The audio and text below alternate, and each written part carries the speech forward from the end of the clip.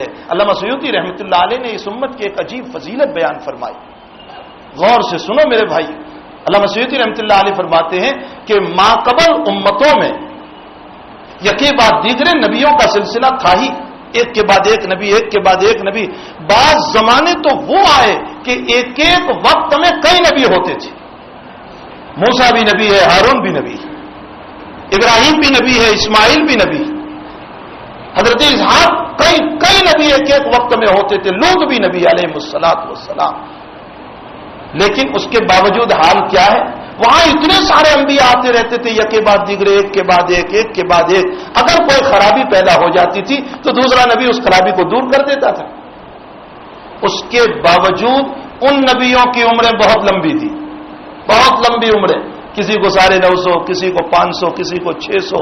حضرت ابراہیم خلیل اللہ علیہ السلام کی عمر کتنی لمبی، 120 سال کی عمر میں تو حضرت نے اپنے ہاتھوں سے اپنا ختنہ فرمایا. دنیا میں سب سے پہلا ختنہ ابراہیم علیہ السلام نے فرمایا ہے. اسی لیے ختنہ مسلمانوں میں بھی ہے، مسلمان بھی ابراہیم علیہ السلام کو مانتے ہیں، یہود میں بھی ہے، یہود بھی مانتے ہیں، عیسائیوں میں بھی ہونا چاہیے، لیکن وہ نہیں کرتے ہیں اس لیے کہ انہوں نے عیسیٰ کو خدا مان لیا. ورنہ ابراہیم علیہ السلام سب کے باپ ہیں، اس لیے سب کے اندر یہ سنت جاری ہوئی. تو حضرت ابراہیم نے 120 سال پر تو اپنا ختنہ فرمایا، لمبی لمبی عمریں عطا فرمائی. علامہ سیوطی فرماتے ہیں وہاں تو یکے بعد دیگرے نبی آتے ہی جاتے تھے. ان نبیوں کو چھوٹی عمر بھی دیتے تو کیا ہوتا؟ اگر کوئی خرابی پیدا ہو گئی تو پچھلا نبی دور کر دیتا. ہمارے نبی محمد رسول اللہ صلی اللہ علیہ وسلم کے بعد تو کوئی نبی نہیں، قیامت تک کوئی نبی نہیں. آپ ہی کی شریعت، آپ ہی کا قرآن، آپ ہی کی کتاب، آپ ہی کا دین، یہ قیامت تک اب چلنے والا ہے. جب آپ کے بعد کوئی نبی نہیں ہے تو خرابیوں کو دور کرنے کے لیے سب سے زیادہ عمر تو ہمارے نبی کو دینی چاہیے تھی. بڑا عجیب سوال کیا حضرت نے. فرمایا وہاں انبیاء کا حال یہ ہے کہ ایک کے بعد ایک، ایک کے بعد ایک نبی آتے جاتے، اگر ان کو چھوٹی بھی عمر دے دیتے تو کوئی حرج نہیں، خرابی پیدا ہوئی پچھلا نبی دور کر دیتا. یہاں تو کوئی ہے ہی نہیں نبی قیامت تک، تو اب اس امت کی خرابی کو دور کرنے کے لیے ہمارے نبی کو بڑی عمر دینا چاہیے تھا. 500 سال دے دیتے، 700 سال دے دیتے، 1400 سال دے دیتے، 1500 سال دے دیتے، تاکہ ہم بھی زیارت کر لیتے، ہم بھی صحابی بن جاتے. لمبی عمر دے دیتے نبی کریم صلی اللہ علیہ وسلم کو. کیوں ہے سب سے مختصر عمر حضرت نبی کریم صلی اللہ علیہ وسلم کو عطا فرمائی، کل 63 سال اور نبوت کی کل 23 سال.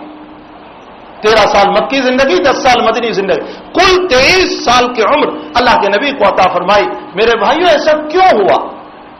عجیب جواب دیا ہے علامہ سیوطی نے. یہ ہم سب کی فضیلت، لیکن فضیلت سن کر نہیں جانا ہے، فضیلت کے پیچھے ہمیں کچھ سبق دیا جا رہا ہے. فرمایا اللہ نے اس نبی کو مختصر عمر دی اور اگلے انبیاء کو لمبی عمریں دی. اس کی وجہ یہ تھی کہ اگلی امتوں پر اللہ کو اعتماد نہیں تھا، اس لیے دین کو نبیوں سے چلایا، اور اس امت پر اعتماد تھا، اس لیے اپنے نبی سے فرمایا میرے نبی تم مختصر کام کر لو، پھر تمہاری امت اس کام کو لے کر قیامت تک چلتی رہے گی. سیوطی فرماتے اللہ نے اتنا زبردست اعتماد اس امت پر فرمایا ہے. یہی وجہ ہے کہ صدیق ہے کہ جس نے امت کو سنبھالا، عمر ہے کہ امت کو سنبھالا، عثمان ہے کہ امت کو سنبھالا، علی ہے کہ امت کو سنبھالا، حسن بصری ہے کہ امت کو سنبھالا، اور محدثین ہیں کہ امت کو سنبھالا، اولیاء ہیں کہ امت کو سنبھالا. اور آج تک یہ امت اس دین کو سنبھالتی ہوئی اور امت کو سنوارتی ہوئی جا رہی ہے. اور اس دور میں جب جماعتوں کا دور چلا، یعنی کوئی کام جماعت کے بغیر قبول نہیں ہوتا. کلیکٹر کے پاس جاؤ تو جماعت چاہیے، کرکٹ میں جاؤ تو جماعت چاہیے، فلاں جگہ جاؤ تو جماعت چاہیے، فلاں جگہ جاؤ تو جماعت چاہیے. تو ایک اللہ کا ولی حضرت معاویہ صاحب رحمۃ اللہ علیہ کے قلب پر وارد فرمایا کہ اس زمانے میں میرے دین کی حفاظت کا طریق بھی میں اسی جماعت سے چلاؤں گا. اسی لیے ہمارے شیخ رحمۃ اللہ علیہ نے ایک عجیب بات ارشاد فرمائی تقریر بخاری میں. حضرت شیخ فرماتے ہر نبی میں ایک محدث ہوتا ہے. بہت غور سے سنیں، یہ جو تعویلات کرتے رہتے یہ فرض عین ہے، فرض کفایہ ہے، فلاں ہے فلاں ہے، بہت سارے کرنے والے ہیں، چھوڑو ہمارے اوپر ضروری نہیں. ارے بھائی سیدھا سیدھا کہہ دو کہ جانا نہیں ہے. یہ سب بہانے چھوڑ دو کہ یہ کام یہ ہے، یہ ہے، یہ ہے، یہ سب بہانے ہیں. حضرت شیخ رحمۃ اللہ علیہ فرماتے ہر امت میں محدث ہوتے. محدث اس کو کہا جاتا ہے جو نبی کا معاون ہوتا ہے. اور ان کے قلوب پر اللہ واردات فرماتے ہیں. اللہ کے نبی فرماتے ہیں کہ حضرت عمر، اللہ کے نبی فرماتے ہیں عمر میری امت کا محدث ہے جن کے قلب پر اللہ نے واردات فرمائے. آگے حضرت شیخ کا جملہ سنیے، تقریر بخاری چھپی ہوئی ہے، یہ جملہ اندر دیکھ لیجئے. حضرت شیخ رحمۃ اللہ علیہ فرماتے ہیں میرے چچا جان کی یہ محنت، یہ بھی محدث ہیں، اللہ نے قلب پر وارد فرمائی ہے، اور جو القا کردہ کام کی مخالفت کرے گا خطرہ ہے سلب ایمان کا. میرے بھائیوں یہ کام بہت اونچا ہے جو ہمیں دیا گیا. امت اسی پر بنے گی، امت اسی پر بنے گی. آج کتنے لوگ بے کلمہ کے جا رہے ہیں، کتنے لوگ پریشانیوں میں جا رہے ہیں، اور کتنے لوگ اعمال کو چھوڑ کر جا رہے ہیں، نمازوں کو چھوڑ کر جا رہے ہیں، دین کو چھوڑ کر جا رہے ہیں. کتنوں کی زندگیاں وہ ہیں کہ جن کو جمعہ کے علاوہ فرصت نہیں، کتنوں کی زندگیاں وہ ہیں جن کو صرف عید کے علاوہ فرصت نہیں. ان کی ساری وہ نمازوں کا کیا ہوگا؟ حضرت شیخ تو یہاں تک لکھ گئے فضائل اعمال میں کہ ایک نماز کے چھوڑنے پر ایک حقوہ جہنم میں جلنا پڑے گا، اور وہ ایک حقوہ قضا پر لکھا ہے حضرت نے تو. اور ایک حقوہ کتنا ہے؟ حضرت نے گن کر بتایا کہ 80 سال ہیں ایک نماز کے قضا کرنے پر یہ عالم ہے، تو بالکل چھوڑنے پر کیا حال ہوگا؟ اب آپ دیکھ لیجئے 95% باہر ہیں، 5% مسجد میں ہے کہ نہیں؟ ہر بستی ہر شہر کو دیکھ لیجئے 95% باہر ہیں، 5% صرف مسجد میں ہے. میرے بھائیوں ان اللہ کے بندوں کو اللہ سے کون ملائے گا؟ کون اللہ سے جوڑے گا؟ کیا ہماری ذمہ داریاں نہیں ہے؟ ہمارا دیر فت کا پیٹ جو ہے یہی ہماری ذمہ داری ہے؟ کیا اسی پر ہمارا کھانا چلنا اور اسی پر ہماری زندگی کو ختم کر دینا ہے؟ کیا اسی کے پیچھے دوڑ دو؟ کیا اسی کے پیچھے محنتیں؟ کیا یہی سب کچھ بنا ہوا ہے؟ نہیں، امت کو ایک بہت بڑا کام دیا گیا ہے، اور یہ کام ایک عظیم الشان کام ہے. ہندا کا واقعہ ذہن میں آتا ہے. فتح مکہ جب ہوا ہے نا، تو فتح مکہ کے موقع پر ہندا تو بہت ڈر رہی تھی، اس لیے کہ ہندا تو وہ ہیں جنہوں نے احد میں بہت گور کھلائے تھے. حضرت حمزہ رضی اللہ تعالیٰ عنہ کا کلیجہ نکال کر اسی نے چبایا تھا. حمزہ کی شہادت کا ذریعہ یہی بنی ہے. بہت ڈر رہی تھی، نہ معلوم کیا ہوگا کیا ہوگا کیا ہوگا. چپ کے یہ گئی کہ اب وہاں تو کعبۃ اللہ کے اندر تو کعبۃ اللہ کی چاروں طرف تو نہ معلوم کیا کیا باتیں ہو رہی ہوگی، مارو کاتو کی آوازیں ہو رہی ہوگی، اور یہی باتیں بن رہی ہوگی وہاں پر. لاؤ میں دیکھوں تو صحیح کیا باتیں ہو رہی ہے، اور میں سنوں تو صحیح کہ یہ لوگ سب کیا کر رہے ہیں. ہندا کہتی ہے، ابن ہشام نے اس واقعے کو لکھا ہے، ہندا کہتی ہے میں چپ کے وہاں گئی، اور چپ کے لباس بدل کر کے اندر کی طرف گئی تو میں نے دیکھا مسلمان طواف کرتے جا رہے ہیں، اور طواف کرتے کرتے جو کہہ رہے تھے وہ بات کہہ رہے تھے جو میرے تصور سے باہر تھے. وہ کیا کہہ رہے تھے؟ فرمایا سب سے پہلے میں نے نبی کا کلمہ سنا. وہ یہ کہہ رہے تھے کہ اللہ اگرچہ انہوں نے ہمیں نکالا ہے لیکن ہم ان کو جہنم سے نکالنے آئے ہیں، اللہ ان سب کو معاف کر کے ایمان عطا کر.